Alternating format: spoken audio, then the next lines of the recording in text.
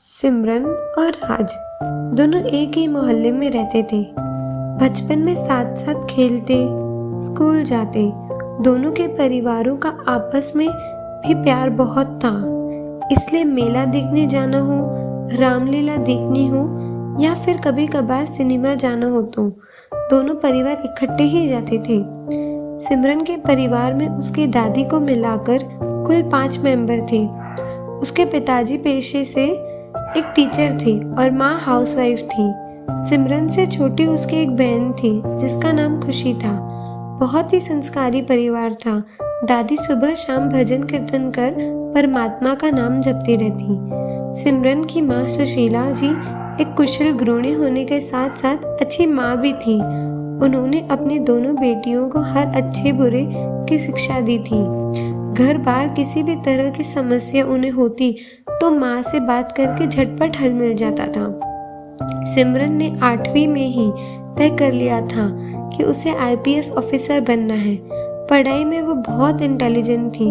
उसके परिवार में सबको उस पर भरोसा था कि वो अपना सपना जरूर पूरा करेगी।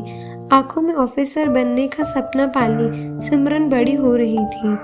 मोहल्ले की सबसे सुंदर लड़की थी सिमरन। लंबे घने बाल, गोरा रंग, खिला खिला चेहरा, किसी परी से कम नहीं थी वो। जो उसे देखे बस देखता ही रह जाए। स्कूल में भी हर लड़के की पसंद थी सिमरन, लेकिन सिमरन इन सब बातों से बेखबर अपने लक्ष्य की ओर बढ़ती जा रही थी। उसने 12वीं में भी पूरे शहर में टॉप करके अपने माँ बाप का नाम रोशन कर दिया। अब उसे आगे की पढ़ाई के लिए शहर से बाहर जाना था। एक बहुत ही अच्छे कॉलेज में उसका एडमिशन हो गया। बहुत सी हिदायतों के साथ उसे हॉस्टल दिलवाकर उसके मम्मी पापा वापस आ गए। घर वाले थोड़े निश्चित इसलिए भी थे क्योंकि उनके मोहल्ले का लड़का राज भी तो उसी कॉलेज में पढ़ता था जो सिमरन से 1 साल सीनियर था। राज के परिवार में उसके मम्मी पापा और एक छोटा भाई था। राज के पापा की शहर में कपड़ों की बहुत बड़ी दुकान थी। राज भी पढ़ाई में बहुत अच्छा था। उसे एमबीए करना था, इसलिए उसने ग्रेजुएशन में कॉमर्स को चुना। वहीं दूसरी तरफ सिमरन नॉन मेडिकल की स्टूडेंट थी। दोनों का कॉलेज एक ही था। राज सिमरन के बचपन का दोस्त था, इसलिए सिमरन दिन में एक बार उससे जरूर मिलती थी। कोई भी प्रॉब्लम होती तो वो राज को कह देती। ऐसे ही कॉलेज का 1 साल बीत गया। अब सिमरन नए माहौल में एडजस्ट हो चुकी थी। वो बहुत मेहनत कर रही थी। कॉलेज में उसकी अलग पहचान बन चुकी थी। इसके कई कारण थे। पहला, एक तो वो बहुत ही सुंदर थी, एक उसकी सादगी और उसकी इंटेलिजेंसी के तो भी कायल थे। हर कोई उससे दोस्ती करना चाहता था। हर टीचर की वो चहेती थी। अपनी माँ को जब ये सब बातें बताती तो माँ बड़ी खुश होती। बहुत से लड़कों के ऑफर वो बड़ी सलीके से मना कर चुकी थी। उसका ध्यान बस अपने सपने को पूरा करने पर था। इसी तरह 1 साल और बीत गया। उस दिन राज का कॉलेज में लास्ट दिन था। वो सिमरन से मिला और उसे अपने दिल की सारी बातें बड़ी सादगी से कह दी।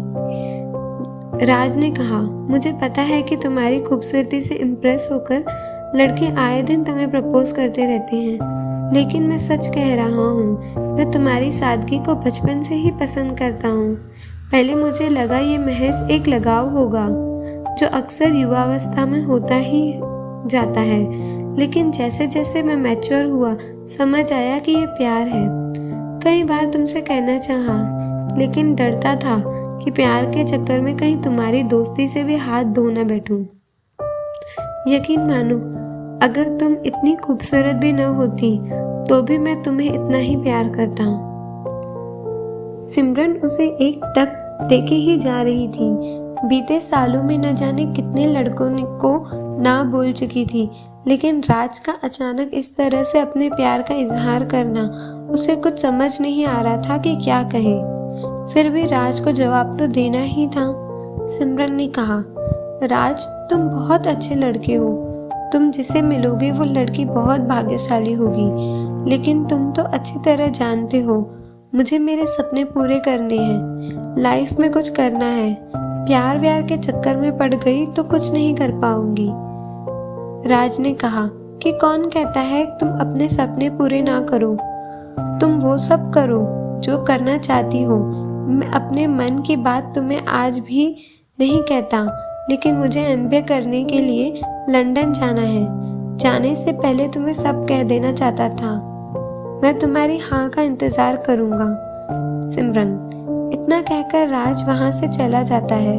सिमरन थोड़ी उदास हो जाती है, फिर सोचती है कि अगले हफ्ते घर जाऊंगी तो माँ को सब बातें बता दूंगी। अगले हफ्ते सिमरन घर चली गई। अब की बार थोड़ी खोई खोई सी थी। माँ ने ये बात तुरंत भाप ली कि कोई तो बात है जो सिमरन को बेचैन लग रही है। डिनर के बाद सब काम निपटाकर माँ बेटी छत पर चली गई। वहां जाकर माँ ने सिमरन से उसकी परेशानी का कारण पूछा तो सिमरन ने झट से वो सब बातें बता दी जो राज और उसके बीच में हुई थी। राज एक अच्छा लड़का था, घर में सभी उसे पसंद करते थे। उसकी माँ ने सिमरन को समझाया, अभी तुम अपनी पढ़ाई पर ध्यान दो, इसमें परेशान होने वाली कोई बात नहीं है। राज अच्छा लड़का है, तुम दोनों सेटल हो जाओ, उसके बाद रिश्ता करने में कोई हर्ज नहीं है। देखा परखा लड़का है, परिवार भी अच्छा है। अपनी माँ को सब बताने के बाद उसके मन का बोझ हल्का हो गया। अपनी माँ को प्यार भरी झप्पी देकर वो सोने चली गई। कुछ दिनों बाद सिमरन को अगली सेशन के लिए कॉलेज जाना था। सारी तैयारियां करके उसके मम्मी पापा उसे हॉस्टल छोड़ने चले गए। इसी साल तो राज भी नहीं था वहाँ, इसलिए उसके मम्मी पापा को उसकी थोड़ी चिंता हो रही थी, लेकिन अपनी बेटी की समझदारी पर विश्वास भी बहुत था। सिमरन को भी राज के बिना अच्छा नहीं लग रहा था। उसने अपना पूरा ध्यान पढ़ाई पर लगा लिया। वो कोई कमी नहीं छोड़ना चाहती थी। कॉलेज का लास्ट ईयर था, वो पूरी तरह पढ़ाई में रम गई। एक दिन सोहेल नाम के लड़के की नज़र सिमरन पर पड़ी। वो उसकी खूबसूरती देखकर पागल हो गया। अगले ही दिन उसने सिमरन को प्रपोज कर दिया।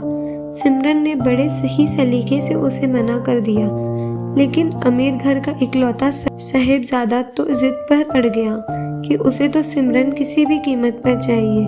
वो हर रोज उसे परेशान करने लगा। सिमरन बहुत तंग हो गई थी उसकी हरकतों से। वो परेशान रहने लगी थी। इसका असर उसकी पढ़ाई पर भी पड़ रहा था। सोहेल उसे किसी भी कीमत पर पाना चाहता था। जब वो नहीं मानी तो उसने सिमरन के चेहरे पर एसिड फिकवा दिया। इस हादसे के बाद सिमरन की जिंदगी बदल गई। उसने जीने की उम्मीद ही छोड़ दी। हमेशा हंसती रहने वाली सिमरन की आंखों से आंसू नहीं सूखते थे। उसके परिवार से उसकी हालत देखी नहीं जाती थी। 2 साल बीत गए, लेकिन सिमरन तो जैसे पत्थर बन गई थी। उसका आत्मविश्वास खो चुका था। अपने आप को शीशे में देखने से डरती थी।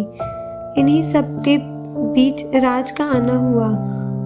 जब उसे सिमरन की हालत का पता चला तो उससे मिलने चला आया। सिमरन की ऐसी दुर्गति देखकर वो अंदर तक हिल गया। उसने अपने आप को बड़ी मुश्किल से संभाला, बिल्कुल नॉर्मल होकर पहले की तरह बातचीत की और अगले ही दिन अपने मम्मी पापा के साथ सिमरन के साथ शादी का प्रस्ताव ले सिमरन के घर आया गया।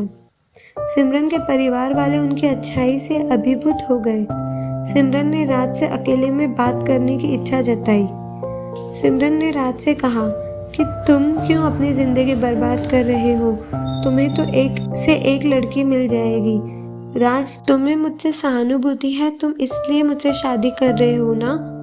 राज ने कहा, हाँ मानता हूँ कि एक से बढ़कर एक लड़की मिल जाएगी, लेकिन तुम हो सिमरन। मैंने तुम्हें चाहा है, केवल तुम्हें। मैं तुम्हें आज भी उतना ही प्यार करता हूँ जितना पहले करता था, और तुमने जो सपना देखा था वो तुम अभी भी पूरा कर सकती हो। मैं तुम्हारे साथ हूँ। सिमरन की आंखों से आंसू बहने लगे।